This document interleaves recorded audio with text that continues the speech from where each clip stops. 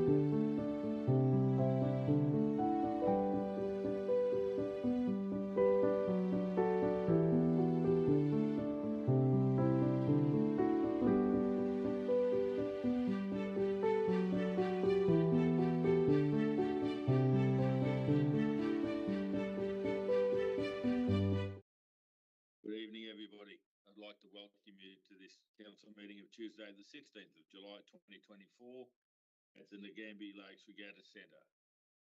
I'm Peter Stevenson, Administrator of Strathbogie Shire Council, and I'll be chairing this evening's meeting. And I'd like to take this opportunity to welcome Council's Interim Chief Executive Officer, Tim Tamlin, on my left.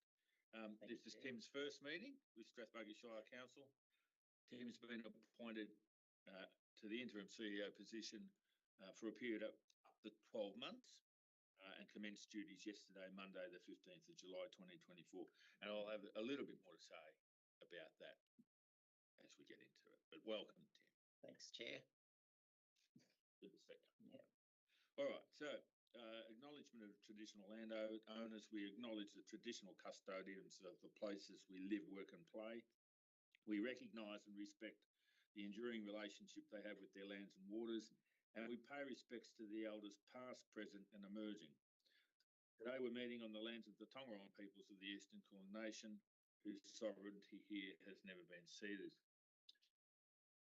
This public meeting is being streamed live via our website and made available for public access on our website, along with the official minutes of this meeting.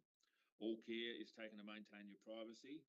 However, as a visitor in the public gallery, it is assumed that your consent is given in the event that your image is broadcast to the public. It is also assumed that your consent is given to the use and disclosure of any information that you share at the meeting, including personal or sensitive information, to any person who accesses these recordings or those recordings or minutes. Council considers that the recommendations contained in this agenda give effect to the overarching governance principles stated in Section 9(2) of the Local Government Act 2020, and these principles are numbered 1 to 9 on page 2 of the agenda.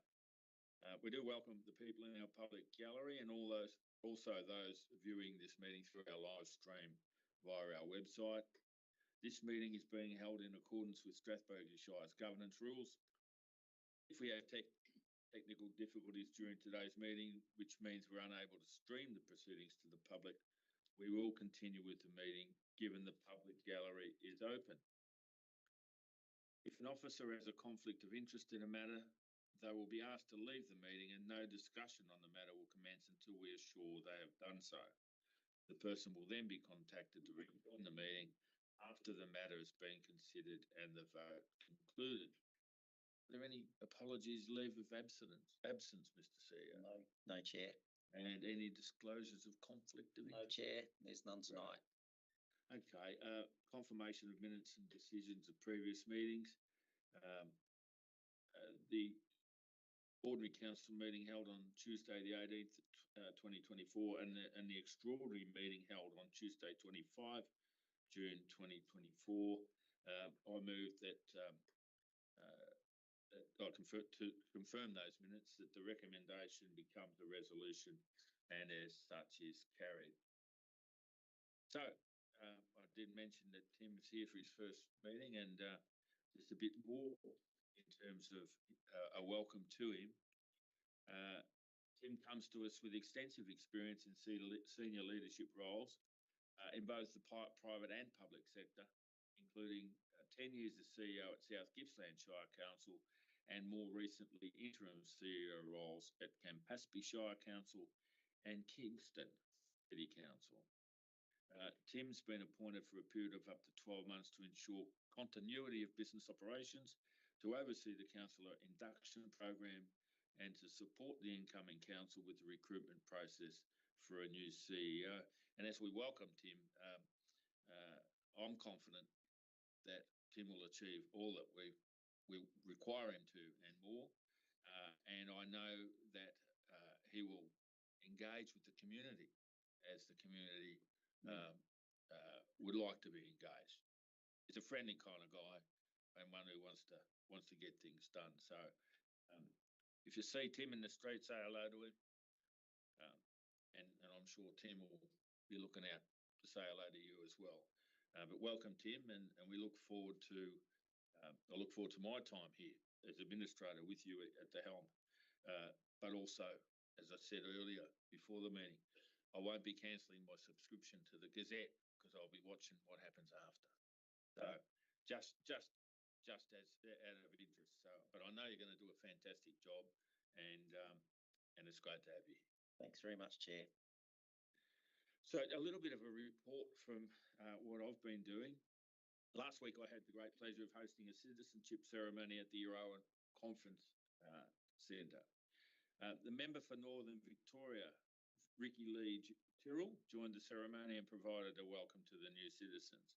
And it is one of the great privileges as administrator to preside over these ceremonies. And I remember actually as being a mayor in the past, and it being my favourite thing to do in that role as well. To be part of that, to preside over those ceremonies and be able to extend my congratulations, to new citizens, as I'd like to now. Well, I did on the day, but also I'd like to reiterate, my congratulations on behalf of the Shire to those two new citizens who took the pledge last week. Those citizens and their families. That's a terrific thing. Now, I know there's another important thing coming up in October called the elections. And as we get closer to those elections, I want to remind people that voter enrolment closes at 4 p.m. on Wednesday, 7 August 2024. There are a couple of different types of enrolment, and please check the Victorian Electoral Commission website for more information. Strathbogie Shire Council has also partnered with the Victorian Local Governance Association, known as the VLGA, to bring two sessions in August. Tuesday, the 6th of August, 6 p.m, Becoming a Councillor, and that's to be held at the Euroa Memorial Oval Club Rooms. And on Tuesday, the 13th of August at 7:30 p.m, Life as a Woman Councillor, to be held at the Nagambie Lakes Regatta Centre here. We're also offering one-on-one sessions for interested candidates with myself and the interim CEO on the 30th of July between 12 and 2 p.m. in Euroa, and the 14th of August between 4 and 6 p.m. in Nagambie. Bookings for a 30-minute time slot can be made by heading to our website or contacting customer service. Registration and specific location details will be available on Council's website this week. Registrations are required. Now, I'm going off script a little bit here, but if those dates and times don't fit and you really do want to talk to myself or Tim about becoming a councillor, reach out and we'll see how we can accommodate that. Okay, we're certainly keeping the community busy with consultation and engagement at the moment. These opportunities are essential to involving the community in council decisions and making sure that what we deliver aligns with the diverse needs and interests of the community within the limits of available resources and time. Off the back of the June council meeting, submissions close at 5 p.m. tomorrow on our lease and licensing policy, governance rules, revised election period policy, and play and open space strategy. We also have an opportunity for people who are involved in formalised community sport to complete our community sport user survey on the Share Strathbogie consultation platform. The survey will help guide the development of a sports strategy, which will cover the maintenance, renewal and development of sporting infrastructure across the Shire. And that survey closes 5 p.m. on Friday, the 26th of July, 2024. And finally, we're calling on members of the Kerwins Bridge community to join a steering committee to help build an emergency action plan for their community through the LEAP program. Local emergency action plans have been developed in Violet Town, Avenel and Euroa, and plans are also underway in the Gambie and Strathbogie Tableland. Applications close on Friday, the 23rd of August, 2024. A local legend shout out. If you know someone who goes over and above and beyond in their volunteer capacity, or they're a quiet achiever who keeps the wheels turning, I'd encourage you to nominate them through our Local Legends initiative, which you can find on the Strathbogie Shire website. Share Strathbogie website. Nominations are open now until 30 December 2024. Getting a bit dyslexic tonight. Events. The Strathbogie Shire Art Boxes moved to Jubilee Park in Avenel, featuring Longwood artist Jenny Kelly's watercolours of native flora and fauna. The Winter Wonderland events are coming up next month in Avenel, Euroa and the Gambie, with an ice skating rink, extreme cloud snowboarding experience, hot chocolate, a photo booth and live music. And I know there are people in the gallery looking forward to that greatly. This initiative is a key part of our community flood recovery efforts, using community events to build resilience and solidarity within the community. And these free events are made possible thanks to funding from the Victorian and Australian governments through the Community Recovery Hub grant. Councils rely on grant funding like this to be able to deliver important projects that otherwise would not be possible. And we are very grateful for the government funding we receive and for the opportunity to work in partnership with both the Victorian and Australian governments to provide this initiative for the local community.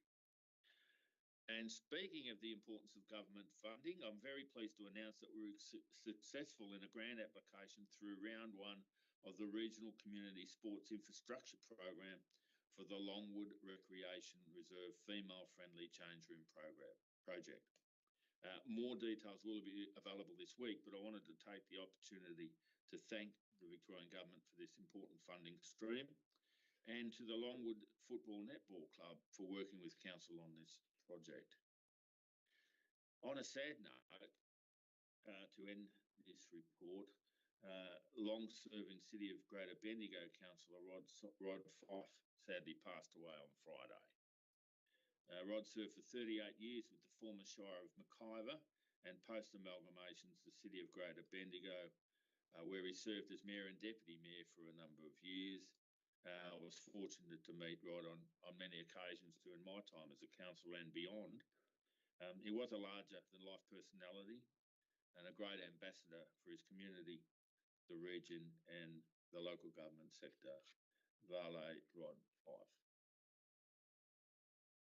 We move now to public questions, and there have been two submitters of questions for presentation to tonight's meeting. Our first submitter of questions is Rob Jamieson of Ruffy, who has lodged two questions, both in relation to previous Pitch My Project submissions. And I understand that Rod has joined the meeting virtually and can respond. Right. Is Rod going to ask the question? Yeah? Okay. Rob, sorry, if you're there, you can ask your questions. Yeah, can you hear me, Peter? Loud and clear. Peter, you've got I think the letter in front of you. I think you're clearer than I, and maybe you could read the two questions out for me. Happy to do so. Okay, Rob's first question is, the Ruffy Community Action Group made a submission via the Pitch My project in July 2021. At the time, the Action Group requested the reinstallation of speed limit restrictions on Buntings Hill Road and the reclassification of the northern section of the Wybe track. In response, the Action Group received a letter from the CEO on 21 July 2021 acknowledging the projects. The CEO stated, and Rob quotes, "These matters have been referred to Council's asset planning area for the request to be assessed against the relevant guidelines. We were thanked for our submission." Rob's question is, it has now been approximately 3 years since the projects were proposed to Council. We are disappointed to report that there's been no communication or action since the CEO's letter dated 21 July 2021, and Rob quotes a reference document number. Would the CEO or says Commissioner, but Administrator, please provide the community with an update on the commitment to action these projects? So I'll respond to your first question first, Rob. I've spoken to John Harvey, who's in the room with us tonight, Council's Director of Sustainable Infrastructure, in relation to this matter. And he has informed me that with recent staff changes within the assets planning area, it looks as though the two issues you have identified have not been followed through to an appropriate conclusion. And I have asked Mr. Harvey to perform the investigations previously promised in the correspondence you received after your initial inquiry, and to report back to me before the end of August this year. Once I receive Mr. Harvey's advice, I will inform you of the outcome. And I guess, you know, can only apologise for what didn't get done in the past. Rob's second question reads, the Ruffy Community Action Group made a submission via the Pitch My project in July 2021. At the time, the Action Group requested the reinstallation of safety barriers on the Boggy Creek culvert situated at the northern end of the Ruffy Township on Buntings Hill Road. The safety barriers were removed during a process of upgrading the culvert underneath the roadway the previous year. In the same submission, the Action Group requested the installation of passing lanes on Wybe track. During the presentation, it was demonstrated that in the event of an emergency, specifically fire, it was very difficult for fire tankers to pass on this track. This is a situation that could be life-threatening, with vehicles being trapped and the possibility of lives lost. The video presented to the councillors during the submission demonstrated these serious safety concerns very clearly. In response, the Action Group received a letter from the CEO on the 21st of July 2021 acknowledging the projects. The CEO stated, and Rob quotes, that the council received a number of requests for funding of a number of road projects and has allocated funding to scope a number of these projects, including the ones we proposed, as a precursor to potential council funding in coming years, end quote. We were then thanked for our submission. So Rob's question is, it's now been approximately 3 years since the projects were proposed to council. We're disappointed to report that there's been no communication or action since the CEO's letter dated 21 July 2021. And again, a document number is given. So Rob, again, thank you for your inquiry regarding the above. And again, I apologise for the gaps in communication regarding these projects between you and ourselves. And again, in consultation with John Harvey, Council's Director of Sustainable Infrastructure, I've been advised that as per the correspondence, both of these projects have been investigated as promised in the correspondence. However, in comparison with other capital projects in the financial years after these investigations, the projects have not been considered higher priorities than those projects which were delivered during that period. In regard to the guard fence installation on Boggy Creek, I've asked Director Harvey to further investigate this site to update the capital estimate for the works for consideration in next year's capital program budget submissions. I have been informed that works were performed on Wybie Track after the 2022 floods to reinstate the erosion damage that occurred during this event. Works were performed on the Wybie Track after the 2022 floods to reinstate the erosion damage that occurred during this event, and these have somewhat alleviated this issue. I've asked for a further inspection to be performed in the coming months to determine what more can be done within the current budget. However, I have also been advised that if native vegetation is required to be removed to create space for the passing lanes, then this will need a project-specific capital works bid to be approved to fund the native vegetation offsets required. And I've asked Director Harvey to perform this inspection and inform you of the outcome. So thank you, Rob, for your questions.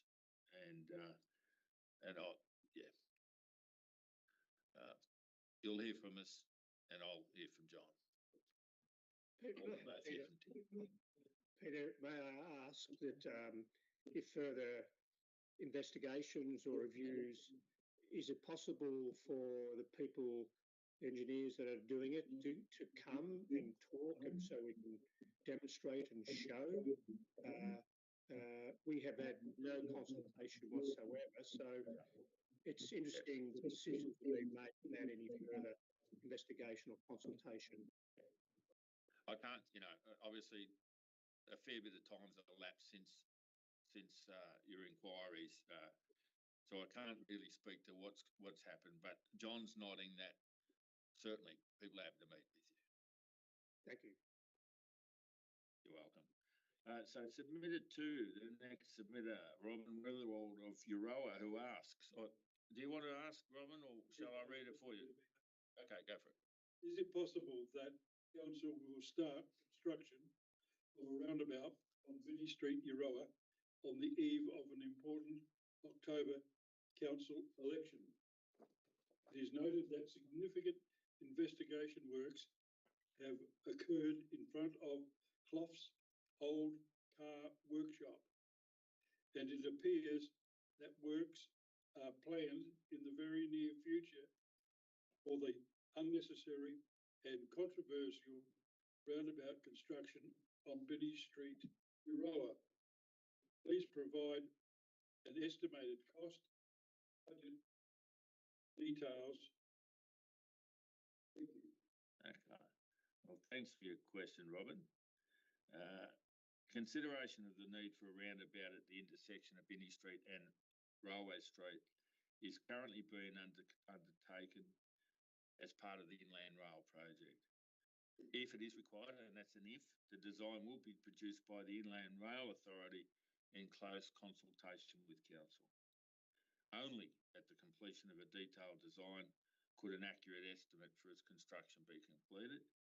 So therefore, we're not aware of the cost for the construction of a roundabout in this location, and Council doesn't have the construction of a roundabout in this location listed in either its short or long-term capital project priorities. So that's all I can tell you, Robin. Nothing we've discussed. So that's the end of questions, and we now move to officer report.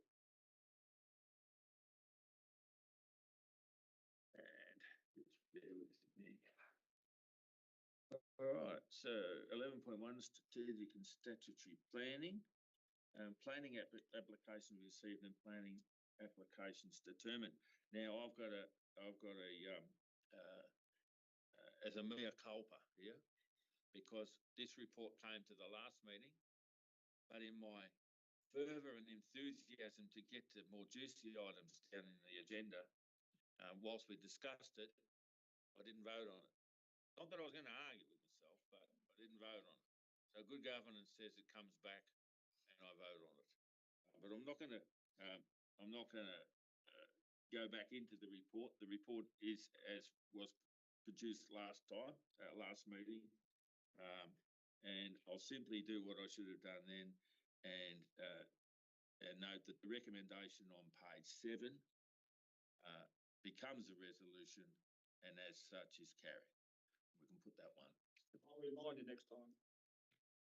Thanks very much, Tom. Any helps? Always appreciated. 11.12, planning applications received and planning applications determined the 30th of June 2024. And I'm handing over to the Director of Community and Planning for a brief synopsis, if you like.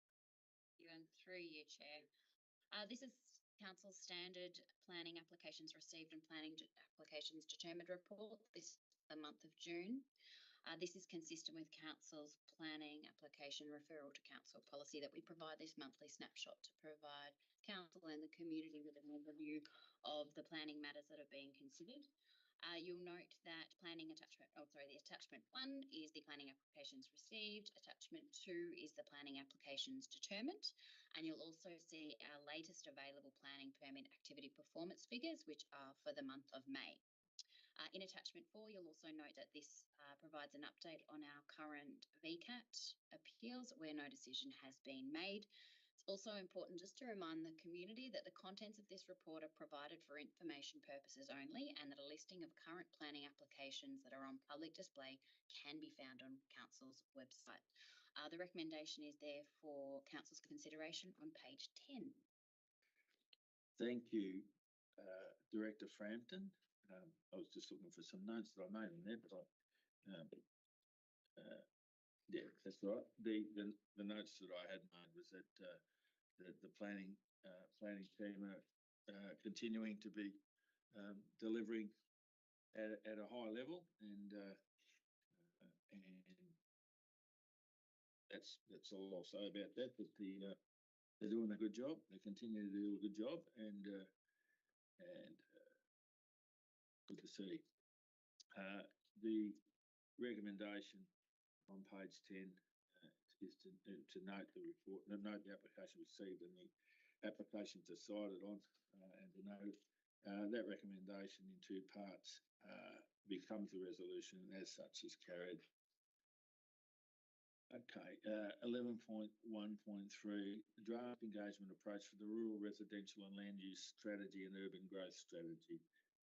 And again, if I might ask you, Director. Thank you, Chair. So a review of the planning scheme, Strathbogie planning scheme, was adopted on the 21st of February 2023, and this review recommended the development of 2 high priority strategies that were to include the rural residential and land use strategy and an urban growth strategy. And this has then been included as a major action for our planning team and Council in the Council Plan 2021 to 25. These strategies will work together to guide land use planning and decision making within the municipality for the next 15 to 30 years.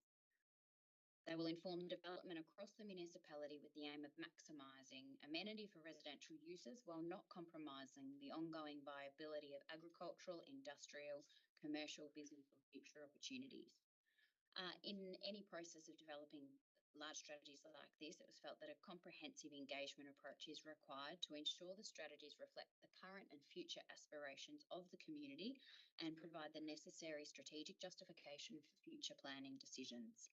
A draft 4-stage engagement approach is being presented to Council for endorsement through this Council report. This is to also ensure that Council has oversight approach and that the community is aware of all the engagement touch points that the broader community and targeted groups can engage with Council on the strategies, as well as clarifying the deliberative panel process. So this report's also consistent with Council's community engagement policy in that space, where we're obviously looking to engage with the community and be really clear and considered with that engagement. Council officers seeking endorsement for the draft engagement approach to guide the community engagement process associated with the development of these 2 strategic documents.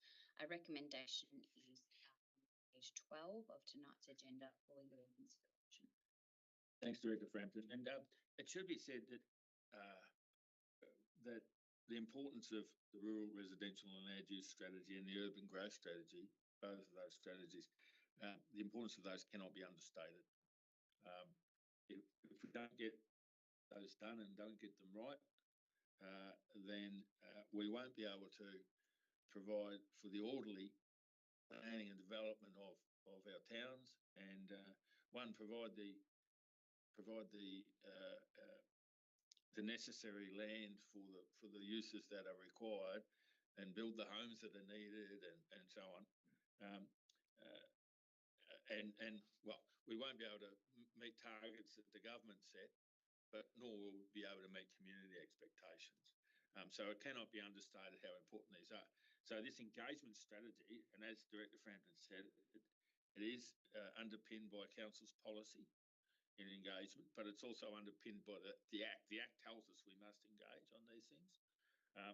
And so it's important that the community is involved deeply in this, so that when we draft a strategy, that it is one that has its roots in the community, that it's understood, that there's buy-in. You're not going to please all of the people all of the time. We know that. There's always winners and losers, as much as you don't want to see that, but often there's winners and losers in planning. So someone will feel that they're a loser, even though, and others may feel that they're a winner. But very important that this consultation is thorough, it's deep, it accords with our policy and the Act, and that we hear as much as we can from the community about it. And so it's a good thing that we're getting this done. We're getting someone to do it for us or to help us with it. And there are, as Director Frampton said, there are touch points for the council on this engagement process. So I'm not sure. It'll be coming back to the council at some point after I'm gone, I would expect. And that's a good thing too. That the elected council then they have skin in the game. So well done. I won't say too much more of that, otherwise Tom won't be able to get home in half an hour as he was looking for. But I'll note that I'll state that the recommendation on page 12 in two parts becomes the resolution, and as such is carried. And thank you. Moving right along, again, Director Frampton, you're in the frame. Community grant, 2024 community grant allocations, and this is one where we pleased some, but never pleased all. Could you give us a summary of who we pleased and who we didn't? Good. In your own words, the highlights. Yeah. As you're aware, Council adopted a community funding model at the April Council meeting for 24-2025. Community funding or community grant funding provides funding to groups in the municipality to support the delivery of important community projects. Through that funding model, we determined that there would be three streams of funding, and this report relates to the community strengthening grant and the reducing emissions grant. It is important to note that this is the first year Council have offered a reducing emissions grant. So we're very excited about that category. It's also consistent with Council's climate change action plan and our commitment to reduce emissions. You will note in the report that we received 19 applications in total, 13 for the community strengthening grant and 6 for the reducing emissions grant. These were all deemed to be eligible and proceeded through to the assessment page. Comprehensive assessment process then took place with an independent review panel with a number of council officers from various internal areas, providing a diverse skill set and expertise throughout that assessment process. Following the assessment process, officers are recommending that Council looks to approve the 19 applications to the total value of $163,000.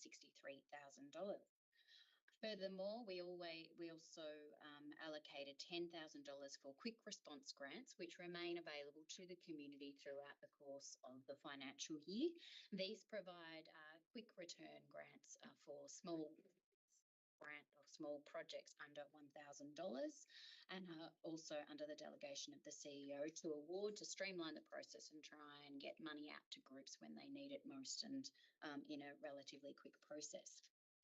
You will, on page 24 of tonight's agenda, there is quite a long recommendation in regards to the applicants and the funding allocated for your consideration. It's great to see a really nice spread of projects across the municipality, and also, as I said, that uptake in the Reducing Emissions Grant was also really promising for the first year of the stream.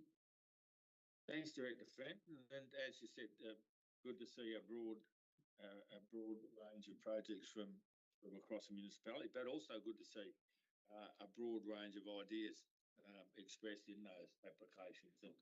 And there's a whole lot of different things happening, which is great. And it's actually quite nice to see that 19 applications were received and 19 applications were able to get some funding. So that fits nicely, doesn't it? Yeah. And so we couldn't really upset anyone too much there, too much. So everyone got something. And it's a good. It looks like a good program, and let's just see how it goes, and it'll be up to the next council whether it's delivered in the same form.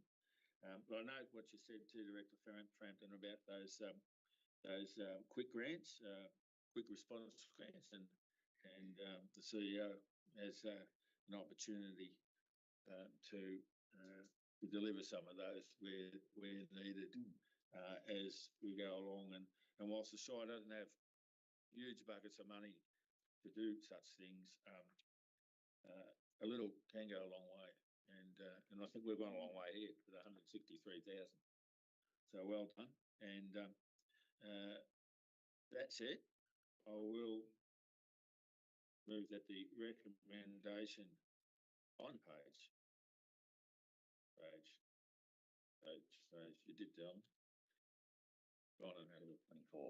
Page 24, it was a long report. On page 24 becomes the resolution, and as such is carried.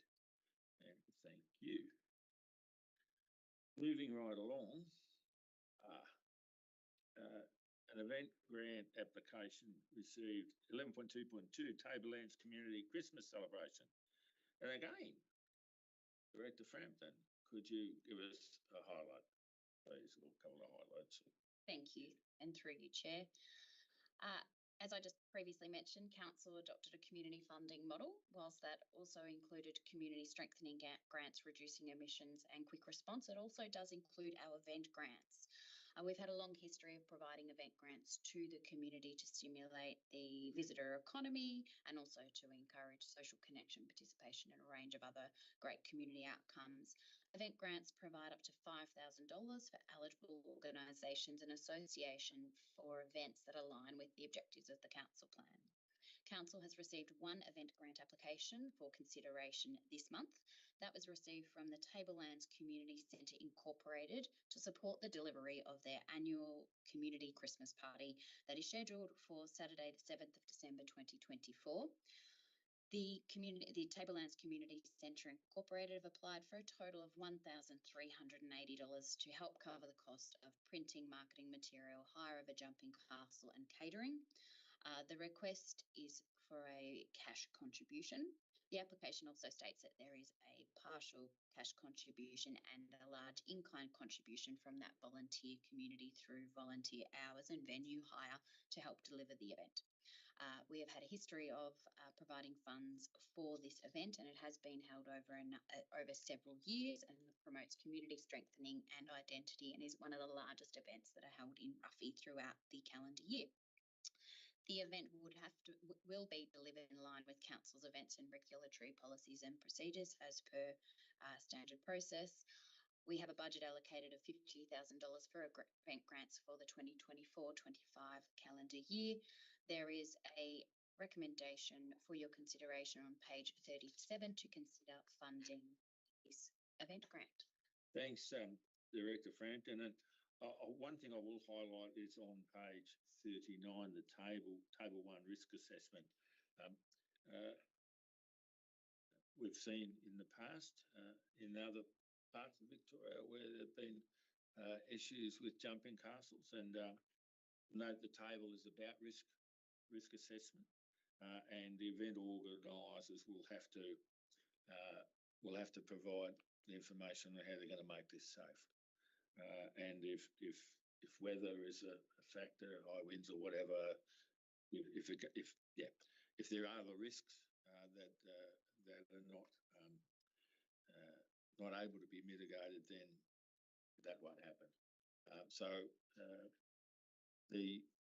Not a lot of money, but can be big bang for the buck for that organisation. And one other thing I want to point out is, there was some angst when we adopted the budget, when I adopted the budget, some angst that some community groups will now be paying for certain things to run events and so on. And what this report does, it highlights that there are other ways to be funded for events if you can meet the guidelines. And as Director Frampton said, and the report says, there's a $50,000 budget to event grants for the year, and these grants can be up to $5,000. And there are other ways that those organising events can perhaps minimise their exposure to fees and charges. For those that are concerned about how their events might happen in the next year, consider this kind of event grant, or consider talking to Director Frampton's team about a strategic partnership, as some are doing. That said, as I say, a lot of bang for a little buck, and given that, the recommendation on page 37 in two parts becomes a resolution and is carried. Thank you. Draft Seven Creeks Master Plan. Director Frampton, I'm going to need some water. I don't know about you. Thank you. In 2022, Euroa Community Action Group submitted a Pitch My Project proposal to complete an updated master plan for the Seven Creeks Park area, a much-loved park area that incorporates from Butter Factory Bridge through to the newly erected bridge at the Rockies. An allocation was included in the 22-23 budget to update the existing master plan, which was a result back in 2016, that was done with the support of the Friends of the Seven, actually led by the Friends of the Seven at that time. The allocation incorporated a detailed design of a nature play space as well. That was also a Pitch My Project at the time. Concurrently, there was a budget allocation made to develop a play and open space strategy to strategically align all of this work around play and open spaces to also include the Seven Creeks area. This strategy is currently out for community consultation and will also inform the master plan. This is the what this report is suggesting, a second round of consultation on the actual draft Seven Creeks master plan. One was conducted earlier in the calendar year, just before Christmas, and then at the start of this year, working with key stakeholders around what they would like to see in this park area.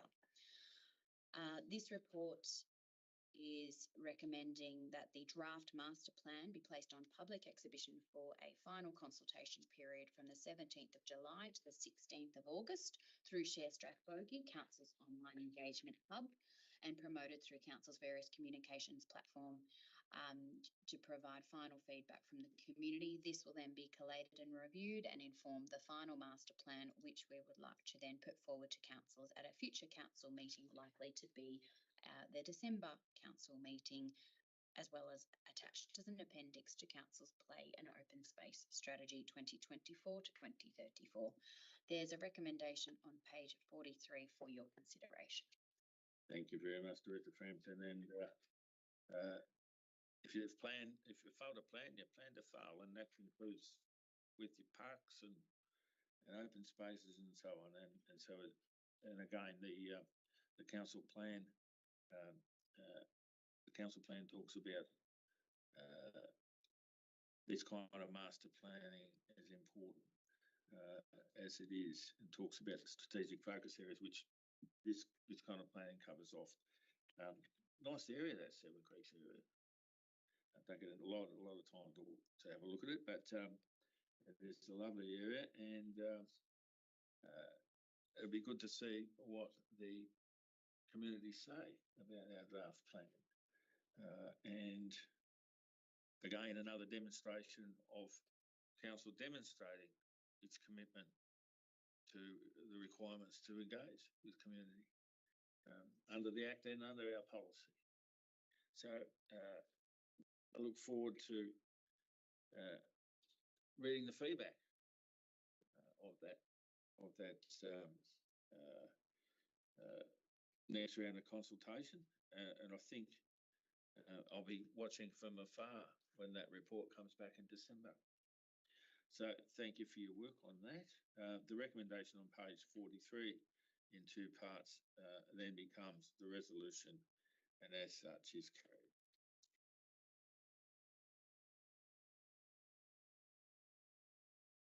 I think I'll give you a break now, Director Francis. We're on to infrastructure. Tender for contract number 23/2454 tree maintenance services panel and suppliers. Director Harvey, would you like to give me a brief summary, please? Thank you, and through you, Chair.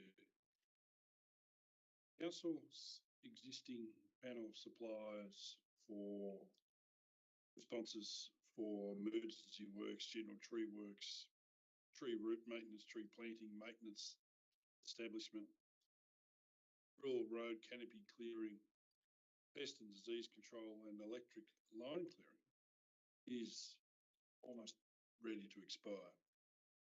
This report details the procurement process that we've gone through throughout the market to identify suppliers within the broader community to assist us with this extremely important process.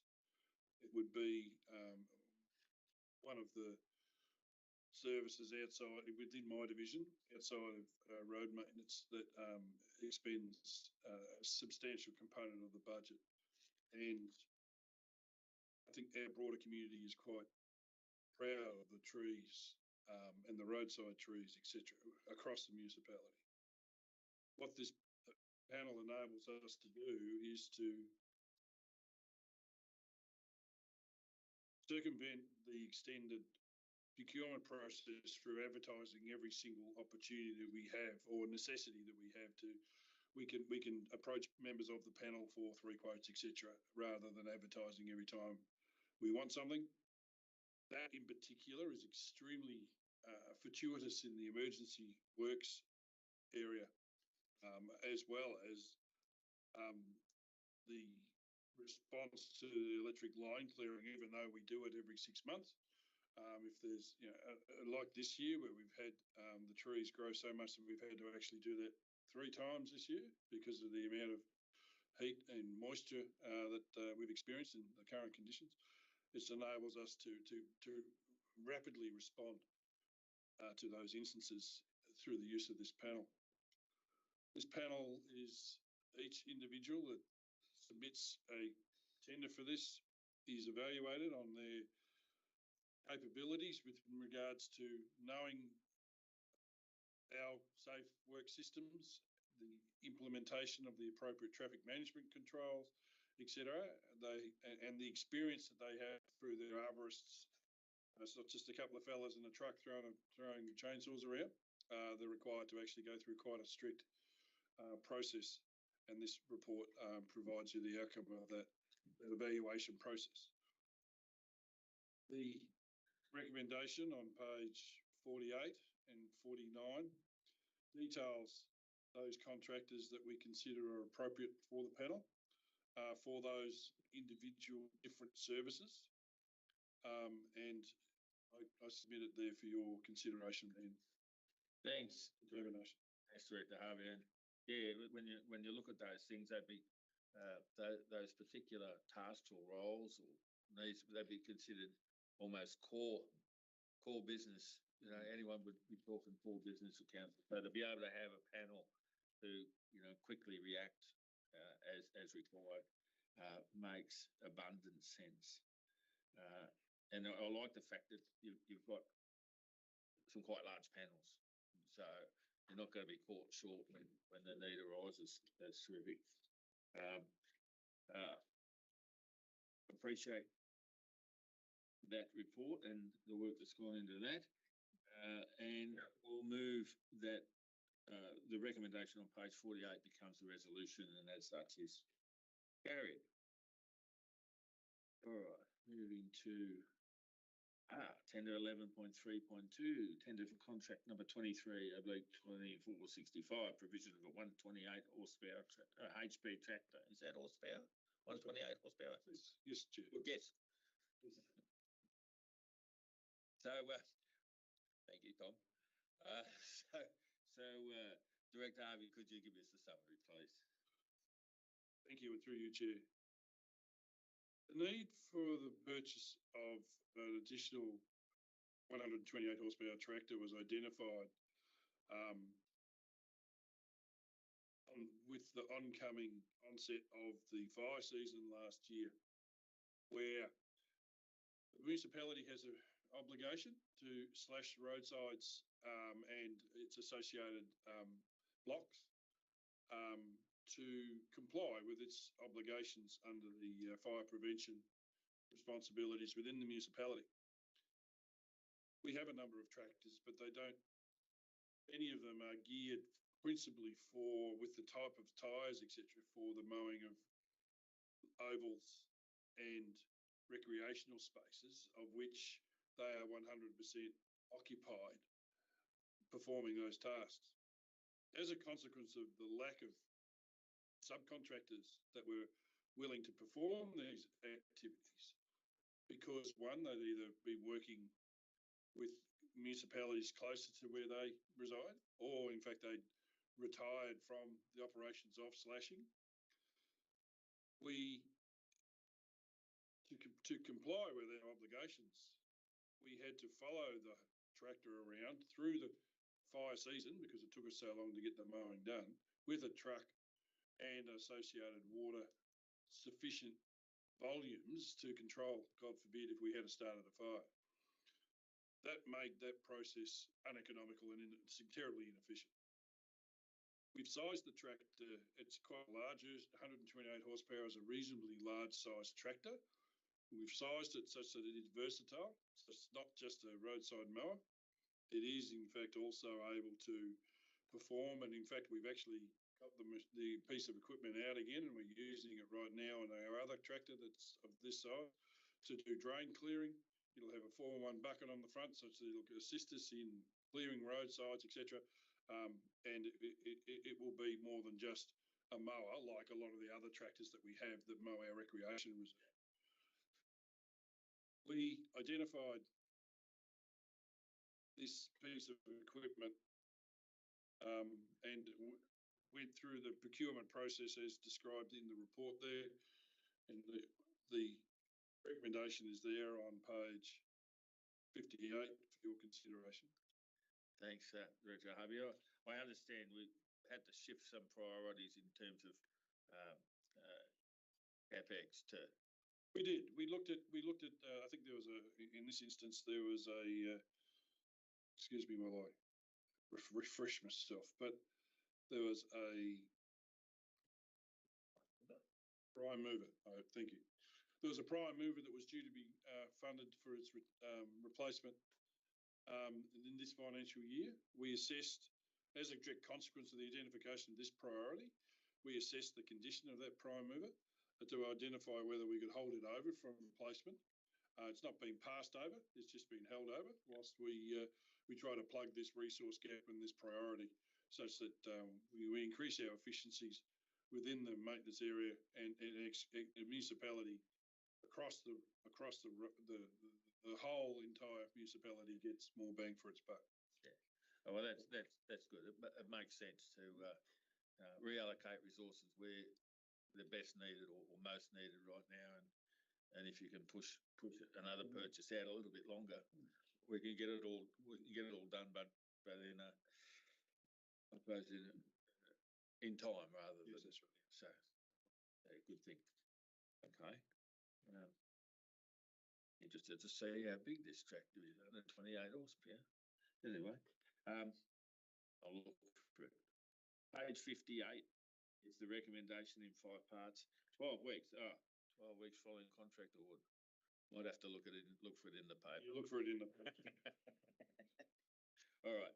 The recommendation on page 58, 5 parts, now becomes a resolution, and as such is carried. All right.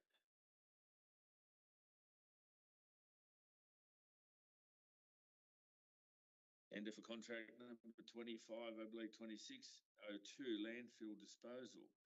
This one. Oh, well, sorry. Oh, there we go. I just want to go to the good stuff. Did last time. Pages. All right. 11.3.3. Thank you. Tender for contract 23/2466, supply of ×2 towable power road brooms. Couldn't have missed that one. Someone might have got quite annoyed if I'd missed the road brooms. Summary, please. By all means, I'm certain a vet would have chased you down, Chair. Through you, Chair.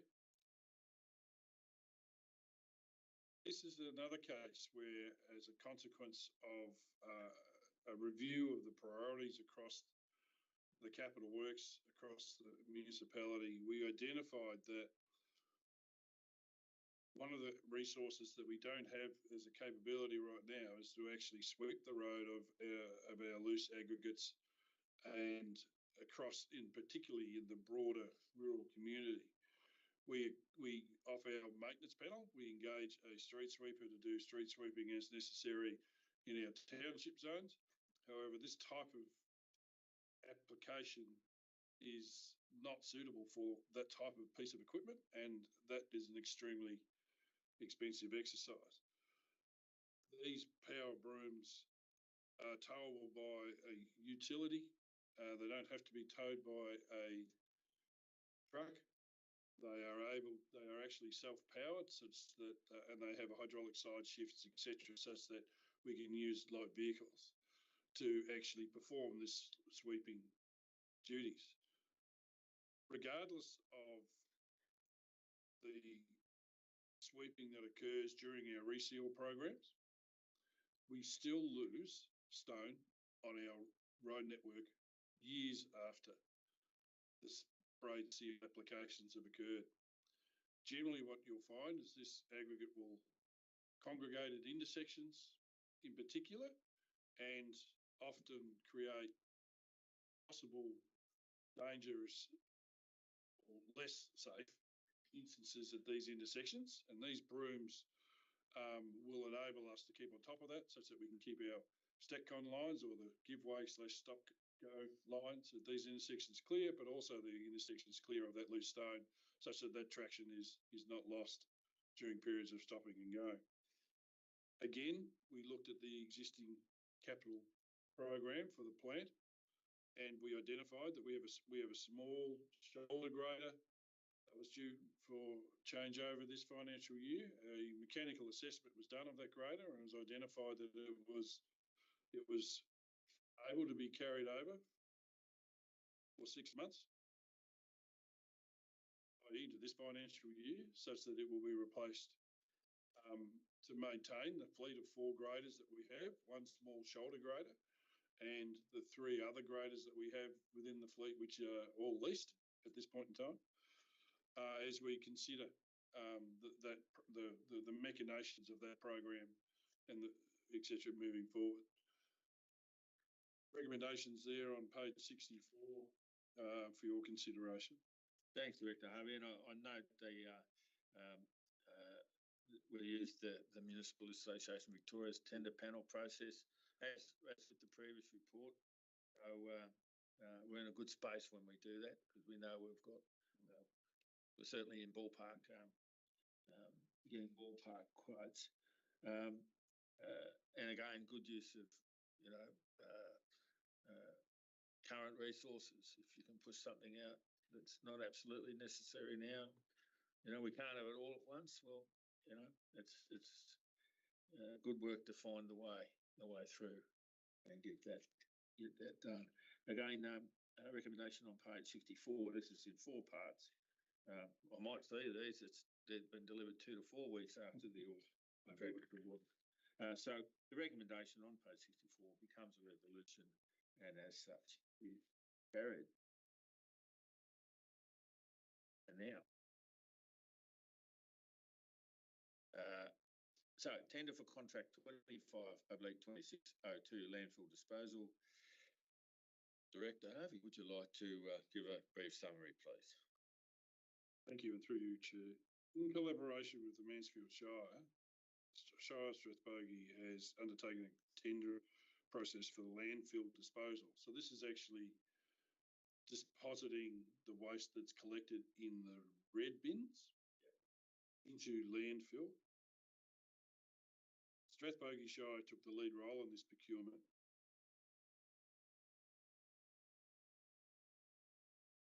The procurement process was generally a reasonably drawn out process in this instance, where within the procurement rules, in close consultation with our procurement managers, we've actually price for the disposal of this material.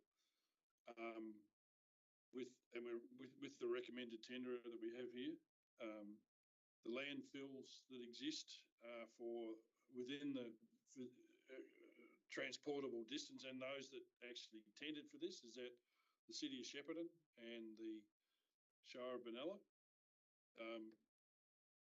Through the long evaluation process that both councils look to continue to negotiate, you'll see that we've been able to obtain a recommended contract period of 7.5 years with an extension at council's discretion of an additional 7.5 years. This gives us certainty for our budget as we move forward in regards to the depositing of the waste from the bins that we've got. Obviously, continued education of our residents and our ratepayers across the municipality will attempt to reduce the amount of material that is deposited at these landfill sites through diverting them into other waste. But at the moment, for the depositing of this material, you see the recommendation there on page 71 for your consideration. Thanks, Director Harvey. And yeah, I guess whilst it was a drawn out, somewhat a drawn out process, the capacity was there to extend the previous contract to continue, so which is a good thing. And what is good is that there is collaboration. Imagine if we were all one out and trying to dig our own holes. Well, the EPA wouldn't let us for a start, but there are only so many places that'll take landfill, and it's good that councils are working together on this. But the key, as you pointed out, the key is that reduction, because less tonnage in there is less money that we're paying them, and that's better. That's financially it's better, but it's also environmentally better. Good to lock it in for that seven-year period as well, with that opportunity for an extension. So councils in the future, well, at least the next one won't have to worry so much, and the one after that will have to put their thinking caps on about it. But good job, good outcome. The recommendation in 4 parts on page 71 it becomes the resolution, and as such is carried.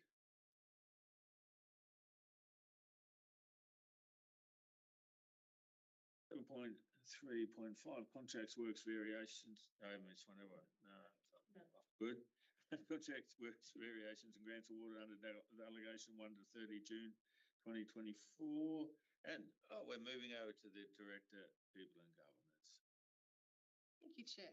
And through you, Director Tingay, please, a summary. Thank you. The purpose of this report is to inform council and the community about works, contracts, variations and grants awarded under delegation.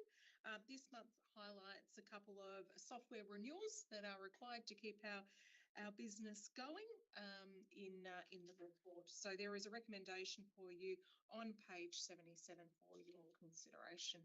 Thank you, Chair. Thanks, Director Tingay. I won't dwell on this one. And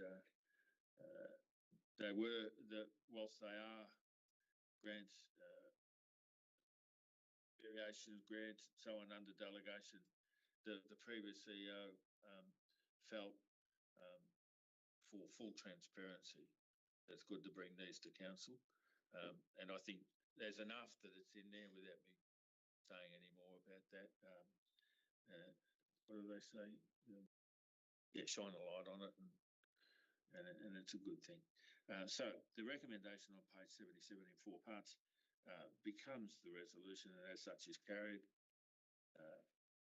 And moving over to 11.4, 11.4.1, Strathbogie Shire Council Audit Risk Committee confirmed minutes meeting.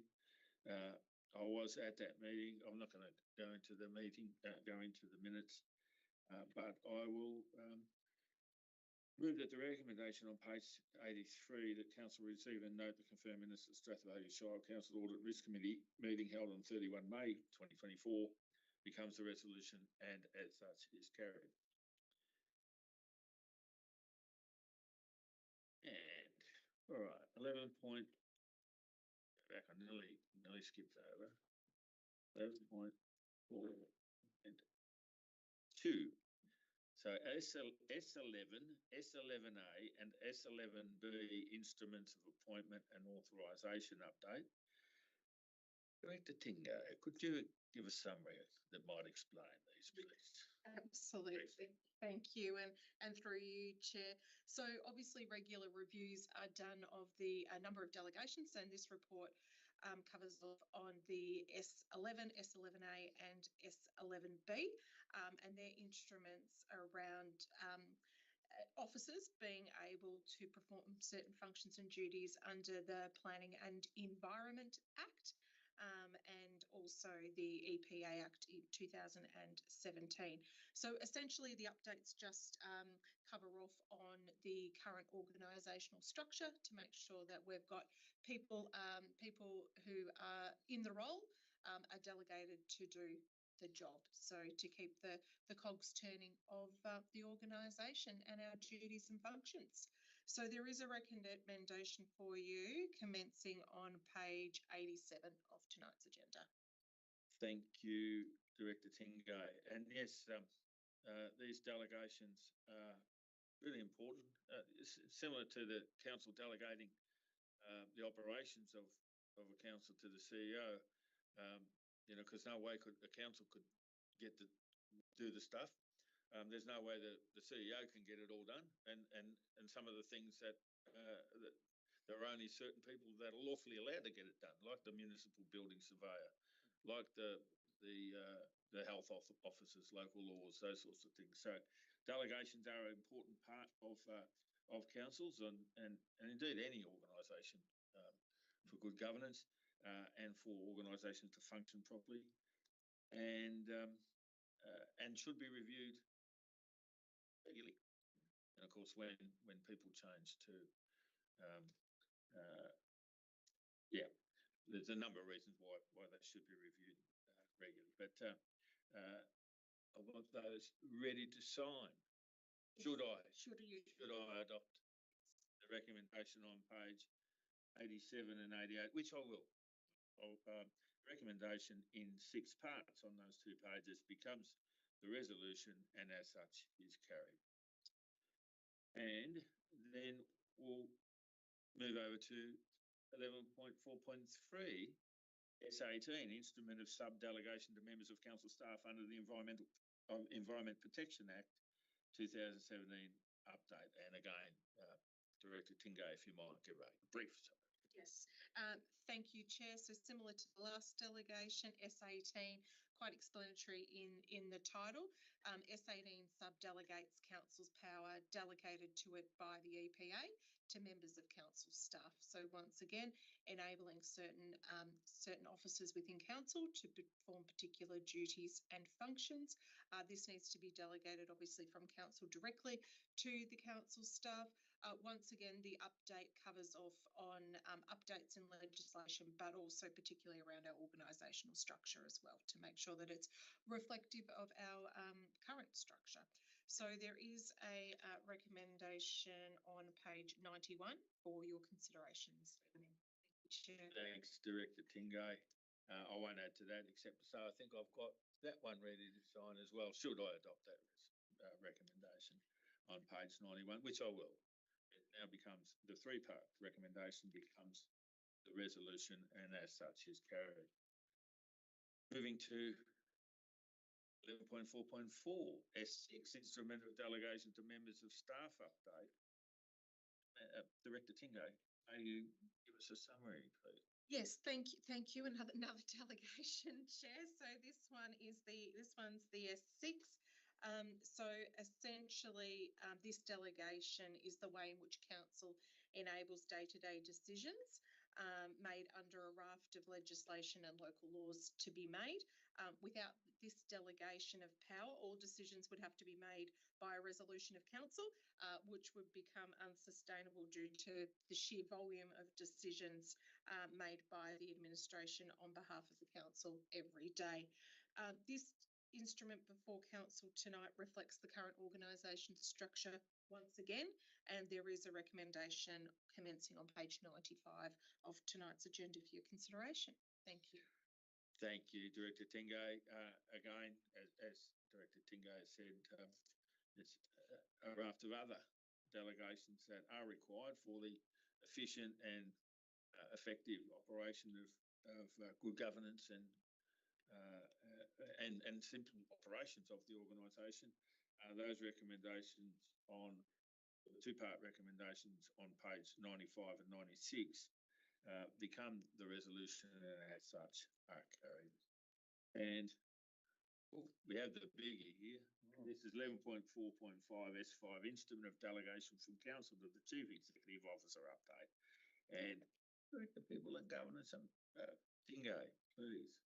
Thank you, and through you, Chair. So yes, as you say, this is the big one. This delegation enables council to delegate the bulk of its powers to the Chief Executive Officer. I just wanted to highlight, as part of this update, there is inclusion for consideration a change that the CEO be able to enter into contract exceeding the value of 170k for goods and services or 300k for works where exceptional circumstances apply only. And what we mean by exceptional circumstances is where the CEO has determined that a contract must be entered into because of a declared emergency, for example, a disaster impacting life, property, or to ensure business continuity. And if that was to occur, a report then to council detailing the expenditure would be required at the next available council meeting. So that is a change that we are proposing to the delegation. Otherwise, the delegation remains as is. So there is a recommendation commencing on page 100 of tonight's agenda. Thanks, Director Tingay. And yes, thanks for highlighting that increase in the delegation for works of 300,000. I think that's just a 20%. 20% is it? Yes, it was initially. Well, in the procurement policy, which is the next item, it was 250. Yes. Yeah, so it's a 20% increase, and I think it reflects the cost of things more than anything else. And if we, heaven forbid, were subjected to some of the events that have occurred in the last few years, and the chief executive needs to act to get stuff done, then it's reasonable that they should have that capacity to spend that money. And again, as was pointed out, the proviso is there that it has to come back to the council meeting for ratification following. So it's just that change is there just to enable action to be taken where it's absolutely required. Other than that, it's a standard instrument of delegation from council to the chief executive officer, and as was pointed out with all of these other delegations, there's no way things could possibly be done if council had to have a resolution for every one of them. So I'm comfortable with the recommendation on pages 100 and 101 in 4 parts. And comfortable enough to say the recommendation becomes the resolution and as such is carried.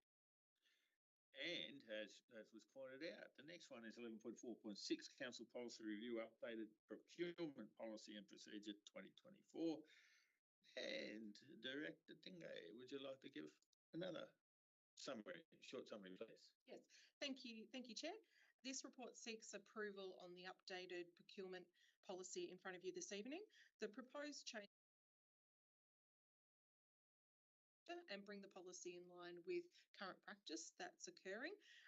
The main change, as discussed in the last item, is the proposed change to increase the procurement threshold for the CEO to $300,000 in exceptional circumstances only, where the CEO has determined that a contract must be entered into because of a declared emergency.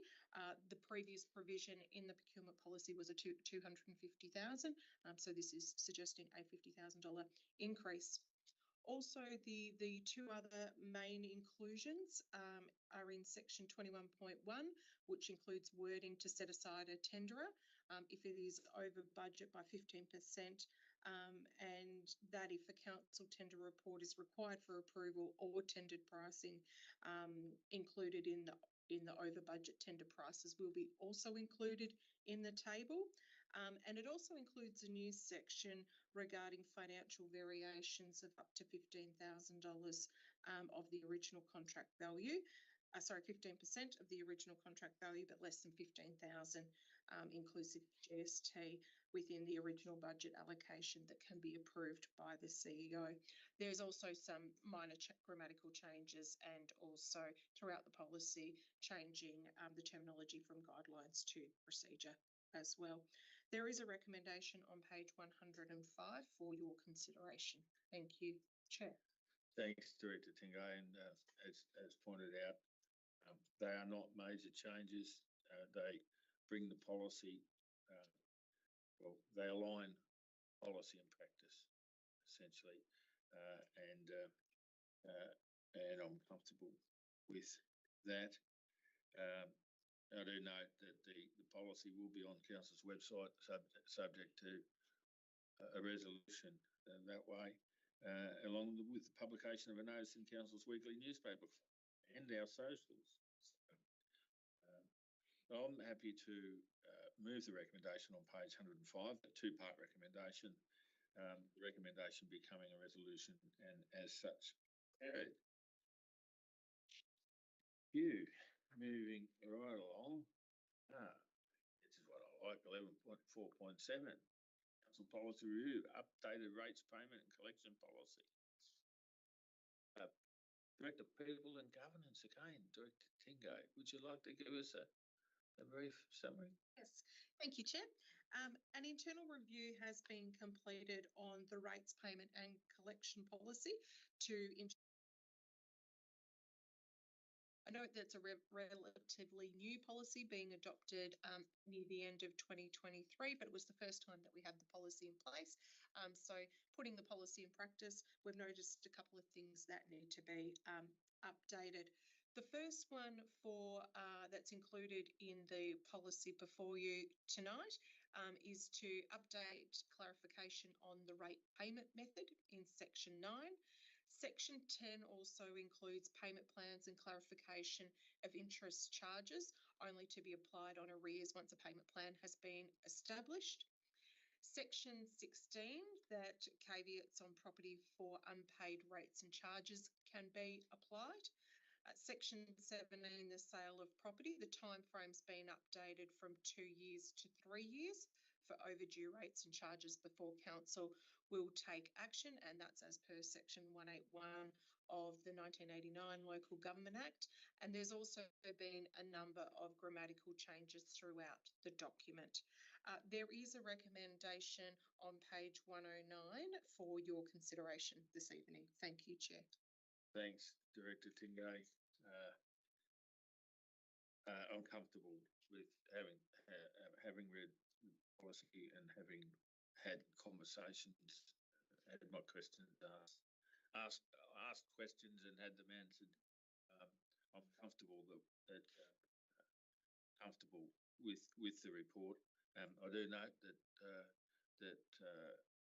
the time from 2 years to 3 years, where council will not take action in selling a property for unpaid rates. It's been extended to 3 years, but whilst that's the case, and whilst there are a number of other parts of the policy that talks about getting in arrears, it's really, I just wanted to use those examples to highlight the importance of people talking to council should they get into any difficulty, particularly in this current environment where people are doing it tough. If you are doing it tough and you're going to struggle with your rates, talk to us early and see what sort of plan can be entered into, so that we're not having the hard conversations later. I think that's important. Yeah, there's no way council ever wants to have to use some of those powers under the Act. So that's all I'll say about the policy. Anyone out there having any issues with their rates, come and talk to council before it gets in deep doo-doo. That said, page 109, recommendation in 2 parts, becomes the resolution, and as such is carried. Here we go. 11.4.8. Council Policy Review, draft curbside waste collection services 2024. And over to you, Director Harvey, please, for a brief summary. Thank you, and through you, Chair. The current curbside waste collection services policy is dated and was adopted in November 2019 at its ordinary council meeting at that time. It's now due for review. This policy has been reviewed based on the current services provided. Doesn't include the purple bins that are due to be rolled out in approximately 12 months' time, and this policy shall be reviewed again prior to that implementation. So it is only to apply to the current services that are being provided. This report is proposing that the draft policy be endorsed for community engagement consistent with Council's community engagement policy, such that we can circulate it amongst our broader community. We've made some minor adjustments to it, but there's been no significant changes to the draft policy. I submitted there for your consideration on page 115 for your consideration. Thanks, Director Harvey. Very important issue, waste. Very important issue. I won't comment any more than to say how important it is, and I look forward to that. If not me receiving a future council report, to reading about it in the Gazette post departure. The outcomes of the community engagement. That said, page 115 is the 3-part recommendation. I move that recommendation becomes a resolution, and as such is carried. Let's see what feedback we get. Now, moving on to 11.5.1, Model Councillor Code of Conduct and Training for Mayor and Councillors. And who have I got to speak? Give me sorry, is it? It's Director Tingo, yeah. Could you give us a quick brief, please? Thank you, Chair. The Local Government Amendment Governance and Integrity Bill 2024 was introduced into Parliament on the 30th of April 2024. The bill makes various amendments to the Local Government Act 2020 that aim to enhance standards of governance and councillor behaviour, basically across the local government sector. The key reforms made by the bill include the introduction of a model code of conduct, mandatory mayoral training, and also mandatory professional development training for councillors. Local Government Victoria was recently, Local Government Victoria is currently undertaking a two-stage consultation process on the scope of the model councillor code of conduct and the training syllabus to inform the drafting of the regulations. Staff have participated in stage one, and that was via a survey. That survey submission closed yesterday. A copy of the submissions are attached to the agenda this evening, and we made a submission on both the training and also the draft code of conduct.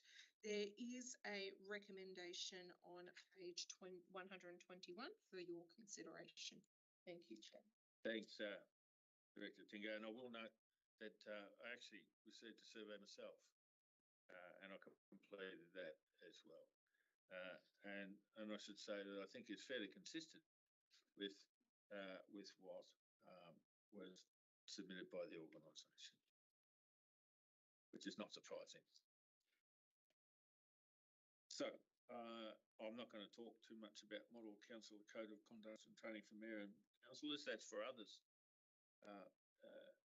As well, others will implement it, and then others will be subject to it. So good luck to those future mayors and councillors. Page 121 is a recommendation, and I'll move that recommendation becomes a resolution and is carried. We have 11.5.2 monthly performance statement, and Director Tingo, it's over to you again, is it? Yes, thank you, Chair. Some highlights. Just a really quick highlight.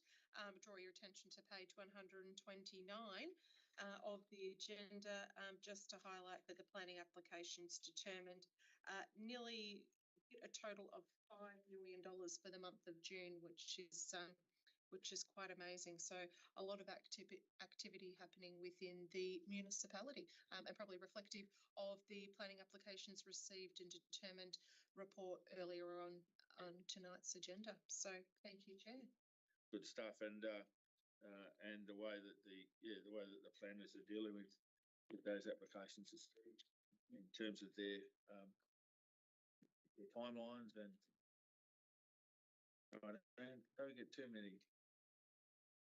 don't get too much negative feedback about planning. I get a lot of positive feedback, which is great, but I don't get a lot of negative feedback from too many anyway. A few about roads, and what can you do? We know we've got too many roads and not enough money to buy the concrete. But anyway, most of these departments, all of these departments do great work, and it's great to get that monthly update, performance update, just to understand the breadth and depth of what our teams have to do and do well. I'll say not much more, except I'll look forward to next month, and I'll only see one or two more after that. Then I'll have to listen to others, how they see those monthly reports. Okay. So that recommendation on page, past it now, that recommendation on page 126, that the report be accepted, becomes a resolution, and as such is carried. Yeah, we move to quite a meaty issue. The page 147, 11.6.1, Civic Administration and Depot Operations Design Options and Feasibility Study. And Damlin, thanks. I'll kick it off with you. Yeah, that'll be lovely. And before I'll eventually pass to Director Harvey for some more specific commentary around this report, but before doing so, just to make the observation of the the types of reports we've had tonight, with the money being expended on plant and equipment to maintain the service levels for communities, community grants going out, delegations to staff to get on with doing the work that we all do, maybe environmental health, and all those sort of things are really important to councils to look after their community directly. And in my experience, and it's not a real major thing that you really need to look too hard to understand, but councils such as this small shire council, Strathbogie, the smaller the population base, the greater the land mass, the greater the financial challenges that we all have, especially in a rate-capped environment. So given that, and given that the previous council's focus on looking after their communities, unfortunately, the administrative buildings take the back seat when it comes to where do we spend our money. And I think for me, reading this report, there's a paragraph in there that talks about that the council has not invested in asset maintenance or renewal for civic, administrative and depot assets over many decades, and most buildings are at the end of their useful and economic life. This is primarily due to issues related to the financial sustainability of small councils, as I've discussed, and the precedence given to competing priorities such as roads and other physical assets. So having that in mind, and then day two in the job, walking through the building and seeing what it looks like, and visiting the Euroa depot. I haven't got to the Ngambie one yet, but they are certainly needing a lot of love. So having said that, now pass over to Director Harvey for that specifically on this report. Thanks, Mr. Chair. You're welcome. Thank you, CEO Tim, and through you, Chair.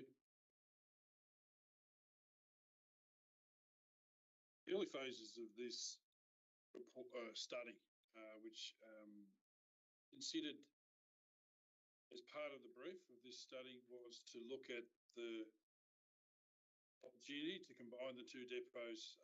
Currently, we've got a number of depots that are isolated across the municipality, Violet Town, Euroa, Ngambie. Thank you. And there's one in Strathbogie. So it was this report looked at the feasibility and the ability for, in particular, the council to continue to respond from an emergency standpoint point of view with a single depot location, and then where that depot would be located is considered within this report, and it's recommending that we actually maintain the number of depots that we have. The other aspect of it is it's looked at the existing conditions of the Euroa Civic and Administration facility and the challenge that would need to be triggered to meet the current building code, such as, unfortunately, one of the significant outcomes of the investigation was that the current floor level of the Civic Centre in Euroa is actually at the flood level. And in fact, any buildings within or any modifications to the existing structure or any new buildings that would be required to be built in those areas would actually need to be raised 300 to 400 millimetres above the current floor level. Hence the decision that was made to scale back significantly the toilet block refurbishment work, as was discussed in the previous couple of council meetings. Raising of the floor level would directly impacts on the ceiling height. And this has to be raised as well on both the lower and the second floor level. The internal layout doesn't meet the DDA, Disability Discrimination Act, DDA, compliance. We've got corridors that are extremely too narrow, and people with disabilities can't actually navigate those. We have no lift services to the second story, and yet we have some quite steep stairwells that were built to code a significant period of time ago that would need reconstruction.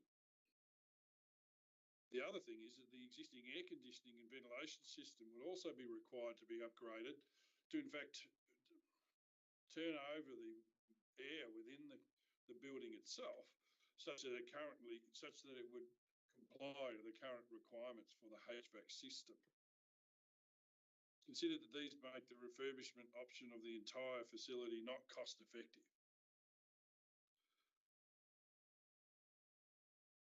So the analysis produced three possibilities that I wasn't intending to, and I don't believe the report requests you to make consideration on, but to put it to the incoming council to continue to review for the option of the construction of a new facility on the site at the costs that we've estimated. Now those estimations have been prepared using qualified and experienced quantity surveyors, individuals that are experienced in this type of work to the level of detail that we have. We have no significant, even though the drawings have been prepared to scale, they aren't full detailed drawings, and so therefore the full actual costs aren't known. However, the costs that have been used to create the estimates that are within that paper are reflective of previous facilities constructed to this level of fit out and standards, and gives you a true indication of what it was. The other thing that is to note is that the escalation values are based on what is anticipated in regards to the grants that may be possible and the loan funds that would be necessary to actually carry out the work. The further that we put this off, the further that those escalation prices will be affected by that decision. Now, the outcome of this consultancy will actually provide us with the financial model such that as we work with the incoming council and the community about what we are going to do, we can model further and further if this is this project is forced down the line, etc. We can continue to update its value and associated with the escalation, etc. So if we do it faster, will it cost substantially less? Or if we kick it down the road a number of years, how much more is it going to cost in current term dollars? And so that the report's provided to you there for your information. The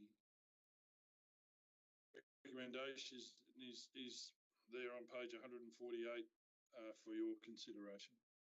Thanks, CEO and Director Harvey, for your comments in relation to this report. And I might just say too, it's worth going back to where this started, and the previous council, the suspended council, did allocate money in the budget for this study to occur, and the tender occurred during my time, I believe, and we put the tender out and then got the people on board. And having met with the team at least on a couple of occasions, certainly well credentialed team with a lot of local government experience, and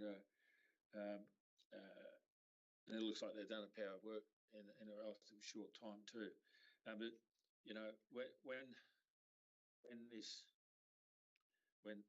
when I first started having discussions about this project, I was taken by, I suppose, the lack of amenity in the facilities in the Shire, in the civic facilities, and I've got to say it's a very forgiving staff team that they keep turning up to work in some of the spaces that they have to work in. The other sectors in the workforce that wouldn't come to work in some of these conditions, and it's a credit, I suppose, to the culture that the team stays together and looks beyond their own amenity to be able to come to work each day. Because I was only half joking when I said in one council meeting that every step I take, I feel like I'm nearly ready to fall through the floor. Only half joking. So it's clear that something has to be done. It's not for me to determine that occurs. That is for the next council to make those decisions, and the recommendations here are clear about that. But it is something that people have to think seriously about, because to do your best work, you need reasonable workspaces. The organisation needs to be efficient, and the building needs to allow you to be efficient in your workplace. You can't just put half the team in rabbit holes down here and then another half down there, and no meeting space or very limited meeting space, and as was pointed, For the last 20 years. and I won't have any comments from the gallery. Thank you. The conditions aren't great, and yes, the staff have put up with it for a long time, but the conditions aren't getting any better. We have the potential, and we've seen what flood can do. As Director Harvey pointed out, any substantial works to the old building in trying to bring it into this century or even this millennia triggers the DDA and other code compliance issues, and so mate, you might as well just knock it down because it's going to cost you just as much to refit. Anyway, those decisions aren't for me tonight, but it's I think it's very important that the community understands that not just in the Euroa civic accommodation, but in the depots, they also need a safe place to work. If they're going to do good work, if they're going to go home safely every night. So it's very important. So again, I'll be watching this one with even more interest than all of the other ones I've mentioned, with my continued subscription to the Gazette in the future. And I'll have no more from the gallery. And the recommendation on page 148 in 3 parts becomes the resolution, and as such is carried.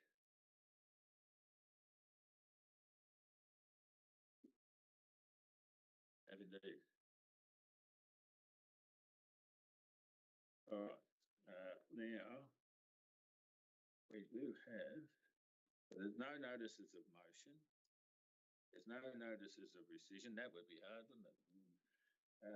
No urgent business, but there is confidential business. So it should read Chief Executive Officer rather than acting. You want us to go out? I think the closure of the meeting is going to happen imminently, but I was just going to read the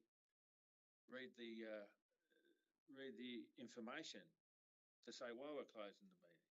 You could leave. You can leave if you like, but the Chief Executive Officer has declared the following item: contract number 22-23-01 Weir Road and Reedy Lake Road upgrade to Gambie to be confidential in accordance with Section 66(2)(a) and Part 1, Section 3, definitions of the Local Government Act 2020. G, private commercial information being information provided by a business, commercial or financial undertaking that, 2, if released would unreasonably expose the business, commercial or financial undertaking to disadvantage. This ground has been applied to this matter as it relates to confidential contractual matters regarding contract 22-23-01 Weir Road, Reedy Lake Road upgrade to Gambie, necessitated by a number of delays, brackets, weather and design variations, brackets off, that have affected the contract, brackets on, refer to the confidential business certificate attached, brackets off. So closure of the meeting to the public to consider matters deemed confidential in accordance with Section 66(2)(a) and Part 1, Section 3, definitions of Local Government Act 2020. So the motion is that Council close the meeting to members of the public because of that, and that motion now becomes a resolution and is carried. We now close the gallery and we see.